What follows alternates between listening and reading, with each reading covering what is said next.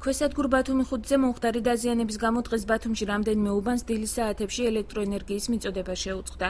აღნიშნულთან დაკავშირებით მოსახლეობა ენერგოპრო ჯორჯია სადისპეტჩეროს დაუკავშირდა, სადაც განმარტეს, რომ დაზიანების მიზეზი კატა გახდა, რომელმაც სადენები დააზიანა. აღნიშნული ინფორმაცია კომპანიის წარმომადგენელმა სატელეფონო საუბარში ჩვენც დაგვიდასტურა. აღნიშნულ მიზეზს უწყების საზოგადოებასთან ურთიერთობის სამსახურის უფროსი უარყოფს და აცხადებს, რომ ქვესადგურზე გაუთვალისწინებელი დაზიანება იყო, რაც მალევე აღმოიფხვრა. გენო სურმავა ასევე აცხადებს, რომ ზამთრის სეზონზე მოსახლეობას ელექტრომომარაგება არ შეეზღუდება, რადგან შესაბამისი სამსახურები პრობლემურ ქვესადგურებზე პროფილაქტიკურ სამუშაოებს ეტაპობრივად ახორციელებენ.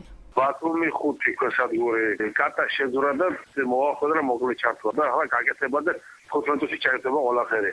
დაახლოებით რამდენი უბანი არის გათიშული? არ ვიცი, ვერ გეტყვი. ასეთი ამბავი არ მოხვედრილა, ვისაც იცის ის სტრუქტურა თუ როგორ არის, როგორ იცვება ეს ქვესადგურები და საერთოდ ის აპარატურა რაშიაც მაღალი ძაბვის დენი გადის, ასე რომ თავისუფლად მიდიოდეს და მოდიოდეს ამას ძალიან დიდი სავალალო შედეგები მოყვება, თუმცა არაფერს არ გამოვრიცხავ. ხდება ძალიან ხშირად პროფილაქტიკური სამუშაოების ჩატარება, ის საეჭვო უბნები, რომელიც ჩვენ გვეეჭვება და რომელიც შეიძლება რომ რაღაც ავარია მოხდეს, ვაკონტროლებთ ამ უბნებს.